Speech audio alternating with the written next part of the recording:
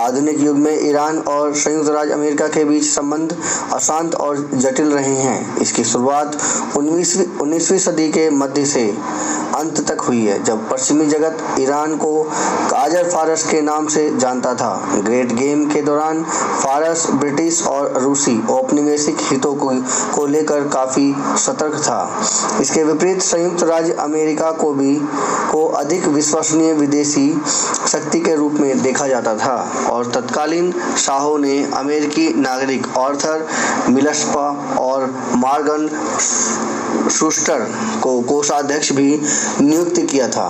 द्वितीय विश्व युद्ध के दौरान ईरान पर यूनाइटेड किंगडम और सोवियत संघ दोनों अमेरिकी सहयोगियों द्वारा आक्रमण किया गया था, लेकिन युद्ध के बाद मोहम्मद मोसादेग की सरकार के अंतिम वर्षों तक संबंध सकारात्मक बने रहे, जिन्हें केंद्रीय खुफिया एजेंसी द्वारा आयोजित और MI की सहायता से किए गए तख्तापलट द्वारा सत्ता से हटा दिया गया था। इसके बाद शाह मोहम्मद रजा पहलवी को शताब्दी शासन और अमेरिकी सरकार के बीच घनिष्ठ गठबंधन का युग आया। शीत युद्ध के दौरान ईरान अमेरिका के सबसे करीबी सहयोगियों में से एक था, जिसके बाद 1979 की ईरान क्रांति के बाद दोनों देशों के बीच नाटकीय उलटफेर और असहमति हुई। दोनों देशों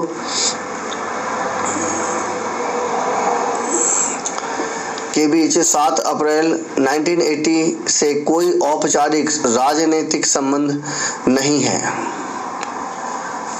इसके बजाय पाकिस्तान संयुक्त राज्य अमेरिका में ईरान के संरक्षक के रूप में कार्य करता है, जबकि स्विट्जरलैंड ईरान में संयुक्त राज्य अमेरिका के संरक्षक के रूप में कार्य करता है। संपर्क वाशिंगटन DC में पाकिस्तानी दूतावास के ईरानी हित अनुभाग और तेहरान में स्विस दूतावास के अमेरिकी हित अनुभाग के माध्यम से किए जाते हैं। अगस्त 2018 में ईरान के सर्वोच्च नेता अली खamenei ने संयुक्त राज्य अमेरिका के साथ सीधी बातचीत पर प्रतिबंध लगा दिया। अमेरिकी न्याय विभाग के अनुसार ईरान ने तब से अमेरिकी अधिकारियों और असंतुष्टों की हत्या का प्रयास किया है, जिसमें अमेरिकी राष्ट्रपति डोनाल्ड ट्रंप भी शामिल हैं। ईरान द्वारा संयुक्त राज्य अमेरिका के साथ शत्रुता के लिए दिए गए स्पष्टीकरण में इस्लामिक व्यवस्था और संयुक्त राज्य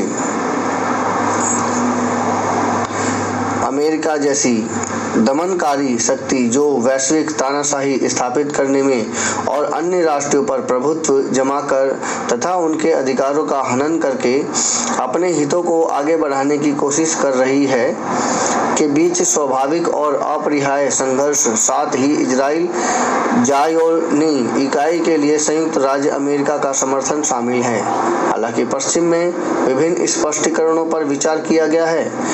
इसमें ईरानी सरकार की एक बाहरी खलनायक की आवश्यकता शामिल है, ताकि लोकतंत्र समर्थक ताकतों के खिलाफ घरेलू दमन के लिए एक बहाना मिल सके और सरकार को अपने वफादार मतदाताओं से बांधा जा सके। संयुक्त राज्य अमेरिका 1979-81 के ईरान बंधक संकट, इस्लामिक क्रांति के बाद से ईरान द्वारा बार बार मानवाधिकारों के उल्लंघन, अमेरिका द्वारा लोकतांत्रिक क्रांतियों पर जासूसी विधियों के उपयोग पर विभिन्न प्रतिबंधों, इसकी पश्चिमी विरोधी विचारधारा, इसके परमाणु कार्यक्रम और हमास, गाजा, हिजबुल्लाह, लेबनान और हौथी यमन जैसे आतंकवादी संगठनों को प्रॉक्सी के रूप में वित्त पोषण के साथ संबंधों में आई गिरावट का श्रेय देता है।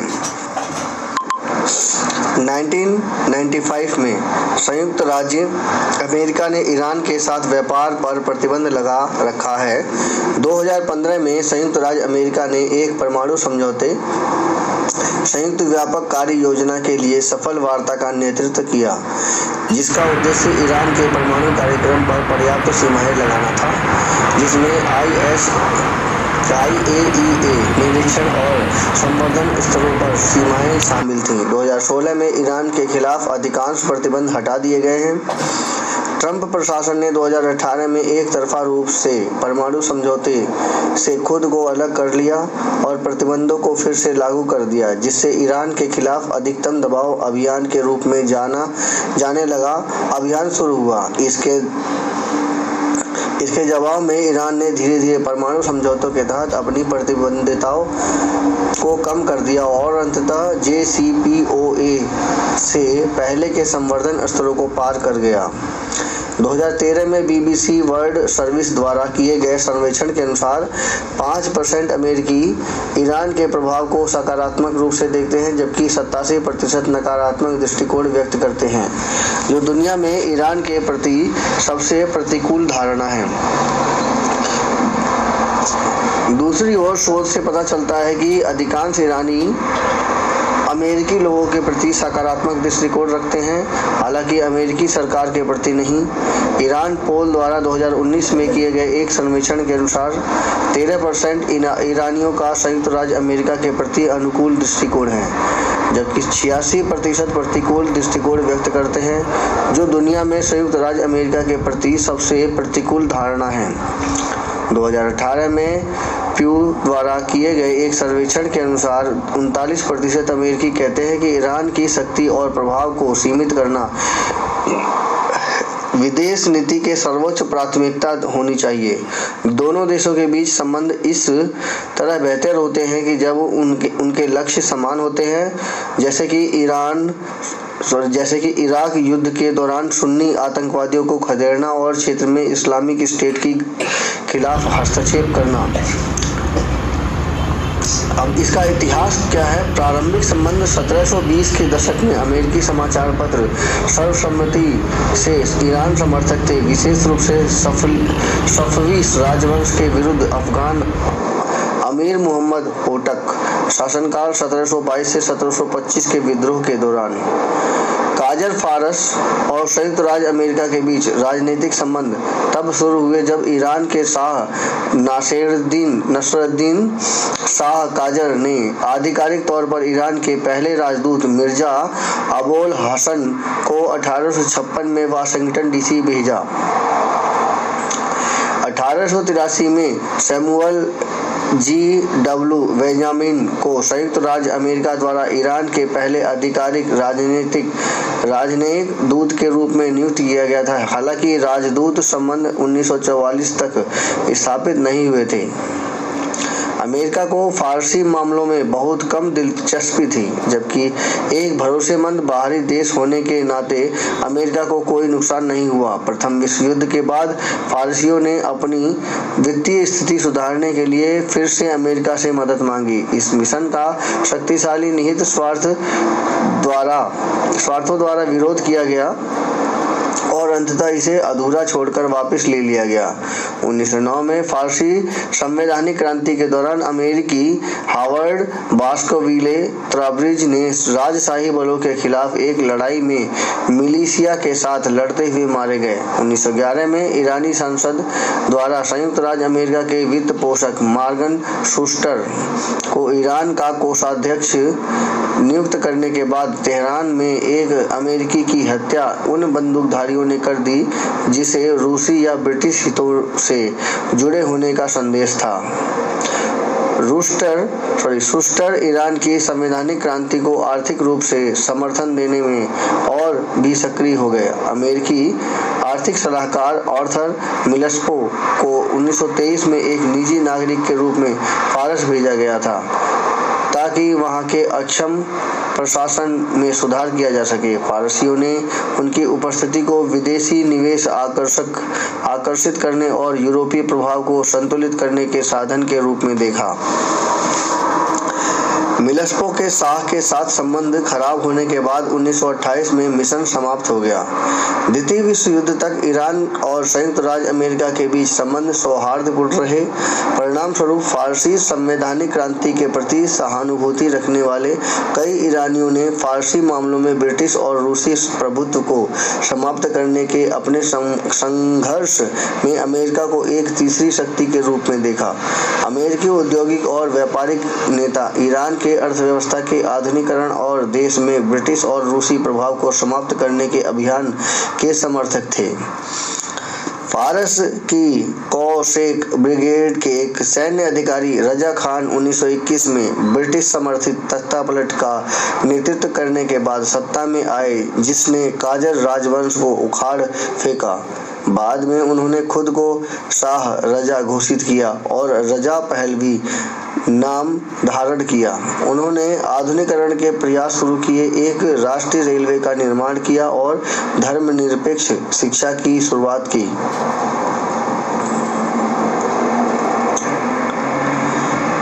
साथ ही प्रेस पर सेंसरशिप लगाई, यूनियनों और पार्टियों को दबाया और बाद में पश्चिमी पोशाक के पक्ष में हिजाब पर प्रतिबंध लगा दिया। न्यूयॉर्क डेली हेराल्ड में रजा शाह की आलोचना करने वाले एक लेख के प्रकाशन के बाद ईरान ने वाशिंगटन में अपने राजदूत को लगभग 1 वर्ष के लिए वापस बुला लिया। द्वितीय विश्व युद्ध के दौरान जर्मन प्रभाव को लेकर विवाद के बाद रजा शाह को 1941 में पद छोड़ने के लिए मजबूर होना पड़ा। उनके पुत्र मोहम्मद रजा पहलवी उनके उत्तराधिकारी बने। द्वितीय विश्व युद्ध के शेष समय में ईरान सोवियत संघ को ब्रिटिश और अमेरिकी सहायता पहुंचाने का एक प्रमुख माध्यम बन गया और ऐसा मार्ग भी बना जिसके माध्यम से 1,20,000 से अधिक पोलिश शरणार्थी और पोलिश सशस्त्र बल धुरी देशों की बढ़त में से भाग निकले। 1943 के तेहरान सम्मेलन में मित्र देशों के wing 3 Joseph Stalin, Franklin D Roosevelt और विंस्टन चर्चिल ने युद्धोत्तर ईरान की स्वतंत्रता और सीमाओं की गारंटी देने के लिए तेहरान घोषणा की। 1949 में ईरान के संविधान सभा में शाह को संसद भंग करने का अधिकार दिया। द्वितीय विश्व युद्ध का प्रकोप तक संयुक्त राज्य अमेरिका की ईरान के प्रति कोई सक्रिय नीति नहीं थी। जब शीत युद्ध शुरू हुआ तो संयुक्त राज्य अमेरिका सोवियत संघ द्वारा ईरानी अजरबैजान और कुर्दिस्तान में अलगाववादी राज्य स्थापित करने के प्रयास, साथ ही 1946 में डॉर्डानेल्स के लिए सैन्य अधिकारियों के मांग से चिंतित था। चीन के साम्यवाद के हाथों में चले जाने, सोवियत जासूसी गिरोह के उजागर होने और कोरियाई युद्ध की शुरुआत से यह भय और बढ़ गया। प्रधानमंत्री मोसादेक 1951 में ईरान ने अपने तेल उद्योग का राष्ट्रीयकरण किया। प्रभावी रूप से एल्गो ईरान तेल कंपनी AIOC की संपत्ति जब्त कर ली। 28 अप्रैल 1951 को मोहम्मद मोसादेक को ईरान की संसद द्वारा प्रधानमंत्री के रूप में चुना गया।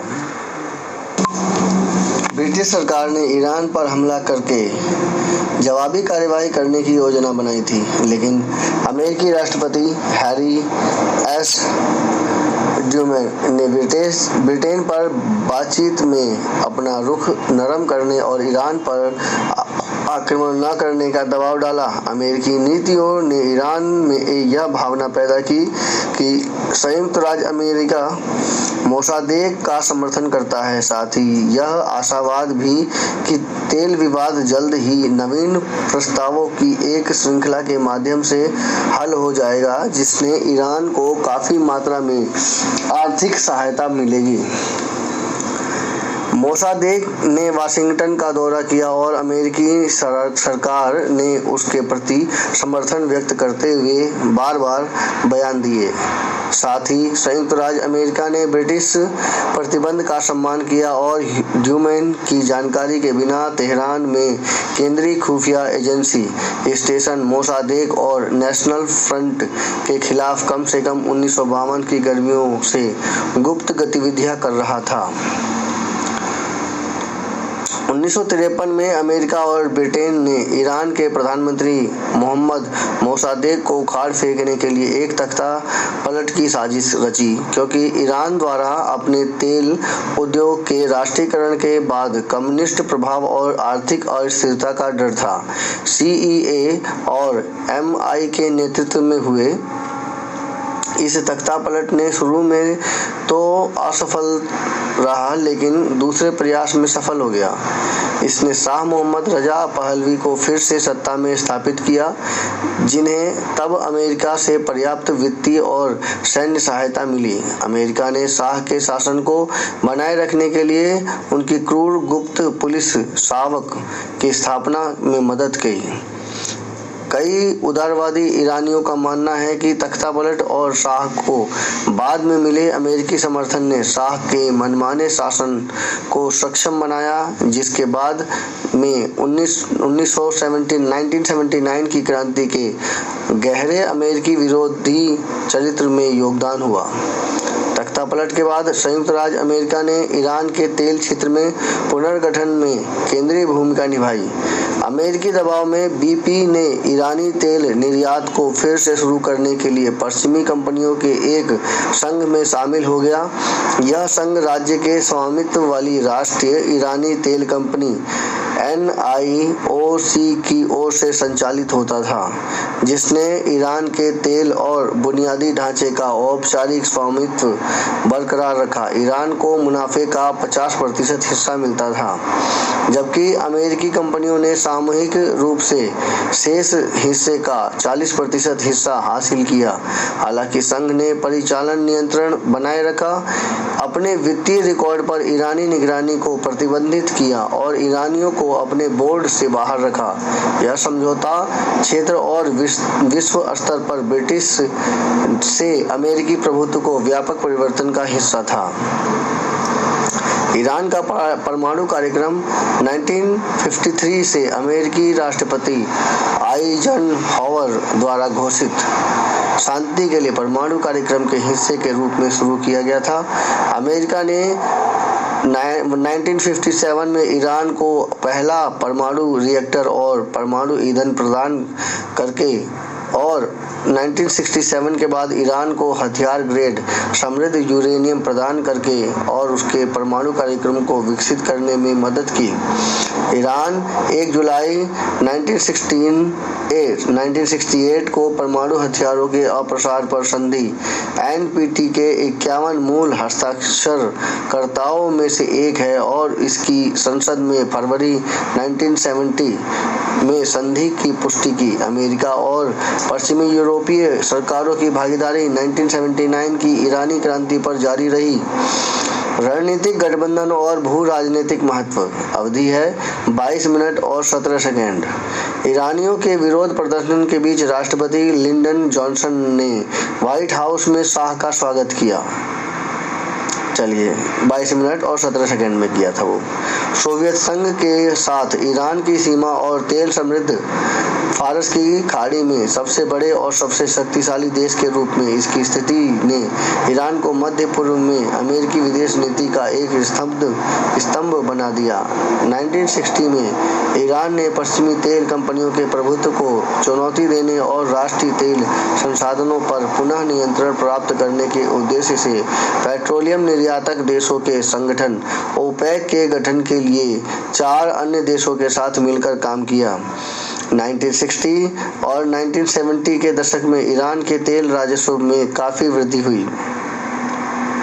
1960 के दशक के मध्य से शुरू होकर इस विकास ने ईरानी राजनीति में अमेरिकी प्रभाव को कमजोर किया, जबकि ईरानी राज्य की अपनी आबादी पर शक्ति को मजबूत किया। 1970 के दशक तक ओपेक के बढ़ते मुनाफे ने समूह को पश्चिमी अर्थव्यवस्थाओं पर पर्याप्त प्रभाव डाला और एक अमेरिकी सहयोगी के रूप में ईरान के रणनीतिक महत्व को बढ़ा दिया। विद्वान होमा कॉटेजियन के अनुसार इससे संयुक्त राज्य अमेरिका ईरानी जनता द्वारा शासन के प्रमुख वास्तुकार और प्रशिक्षक के रूप में देखे जाने की विरोधाभासी स्थिति में आ गया, जबकि घरेलू ईरानी राजनीति और नीतियों में इसका वास्तविक प्रभाव काफी कम हो गया। सैन्य सहयोग और हथियार बिक्री। जेम्स बिल और अन्य इतिहासकारों का कहना है कि 1969 और 1974 के बीच अमेरिकी राष्ट्रपति रिचर्ड निक्सन ने शाह को सक्रिय रूप से अमेरिकी कठपुतली और प्रतिनिधि के रूप में नियुक्त किया। हालांकि रिचर्ड ऑलबॉडी का तर्क है कि मामला इसके विपरीत था, जिसमें शाह ने पहल की थी। राष्ट्रपति निक्सन, जो पहली बार 1953 में शाह से मिले थे, उन्हें पश्चिमीकरण करने वाले साम्यवाद विरोधी राजनेता के रूप में देखते थे, जो अब अमेरिकी समर्थन के पात्र थे। क्योंकि ब्रिटिश इस क्षेत्र में पीछे हट गए थे, वे 1972 में फिर मिले और शाह ने बड़ी मात्रा में अमेरिकी सैन्य उपकरण खरीदने पर सहमति व्यक्त की और पूरे क्षेत्र में राजनीतिक स्थिरता सुनिश्चित करने और सोवियत विध्वंस से लड़ने की जिम्मेदारी ली। ईरान को अमेरिकी हथियार खरीदने की अनुमति देने से शीत युद्ध के उद्देश्यों की पूर्ति हुई, क्योंकि इससे शाह का वाशिंगटन के साथ गठबंधन सुनिश्चित हुआ। जबकि ईरान ने 1960 के दशक में संक्षेप में सोवियत विकल्पों का पता लगाया था, साथ ही अमेरिकी अर्थव्यवस्था को भी लाभ हुआ। हालांकि 1973 के अरब-इजराइल युद्ध और उसके बाद अमेरिका के खिलाफ अरब तेल प्रतिबंध के कारण तेल की कीमतें बहुत बढ़ गई। इससे शाह को अमेरिकी अधिकारियों की अपेक्षा से अधिक उन्नत हथियार खरीदने में मदद मिली, जिससे वाशिंगटन में चिंता पैदा हुई। 1970 के दशक में शाह के सरकार को बेचे गए सैन्य उपकरणों जैसे F-14 के रखरखाव के लिए लगभग 25,000 अमेरिकी तकनीशियनों को ईरान में तैनात किया गया था। दोनों देशों के बीच सांस्कृतिक संबंध 1979 तक सौहार्दपूर्ण बने रहे।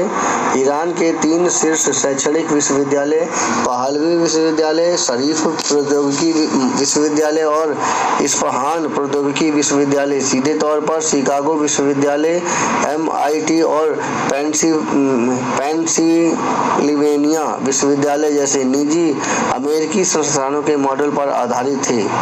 शाह अमेरिकी विश्वविद्यालयों को वित्तीय उपहार देने में उदार थे। उदाहरण के लिए दक्षिणी कैलिफोर्निया विश्वविद्यालय को पेट्रोलियम इंजीनियरिंग की एक स्थायी कुर्सी मिली और जॉर्ज वाशिंगटन विश्वविद्यालय को ईरानी अध्ययन कार्यक्रम बनाने के लिए $10 लाख का दान दिया गया। 1979 को ईरानी क्रांति से पहले कई ईरानी नागरिक, विशेष रूप से छात्र, संयुक्त राज्य अमेरिका में रहते थे और अमेरिका और अमेरिकियों के प्रति सकारात्मक और स्वागतपूर्ण रवैया रखते थे। 1950 से 1979 तक अनुमानित 8 लाख से 8.5 लाख अमेरिकियों ने ईरान का दौरा किया था या वहां रहते थे और उन्होंने अक्सर ईरानी लोगों के प्रति अपनी प्रशंसा व्यक्त की। फोर्ड प्रशासन 1974 to 1977 राष्ट्रपति जेराल्ड फोर्ड के शासनकाल में अमेरिका ईरान संबंध ठंडे पड़ने लगे। रिचर्ड निक्सन के विपरीत फोर्ड का शाह के साथ कोई करीबी व्यक्तिगत संबंध नहीं था और उनके प्रशासन ने परमाणु सहयोग पर अधिक सतर्क रुख अपनाया। ईरान को अमेरिकी परमाणु निर्यात पर बातचीत तब लड़खड़ा गई जब फोर्ड ने परमाणु अप्रसार संधि द्वारा आवश्यक सुरक्षा उपायों से परे अतिरिक्त सुरक्षा उपायों पर जोर दिया, जिसे शाह ने ईरान की संप्रभुता का उल्लंघन बताकर अस्वीकार कर दिया। 1975 में राष्ट्रपति फोर्ड ने ईरान को अमेरिकी परमाणु सामग्री संसाधित करने और प्लूटोनियम पुनर्संसाधन सुविधा खरीदने की अनुमति देने वाली योजना को मंजूरी दी। हेनरी किसिंजर ने बाद में इसे एक सहयोगी के साथ वाणिज्यिक सौदा बताया, जिसमें हथियारों की चिंताओं पर कोई चर्चा नहीं हुई। निक्सन के हथियार बिक्री नीति को जारी रखते हुए ईरान और अमेरिकी हथियारों तक व्यापक पहुंच प्रदान करने के बावजूद फोर्ड को आंतरिक विरोध और कांग्रेस में बढ़ती चिंताओं का सामना करना पड़ा। इस बीच अमेरिकी अधिकारी, विशेष रूप से वित्तीय सचिव विलियम साइमन, तेल की ऊंची कीमतों को बनाए रखने में शाह की भूमिका की लगातार आलोचना करते रहे।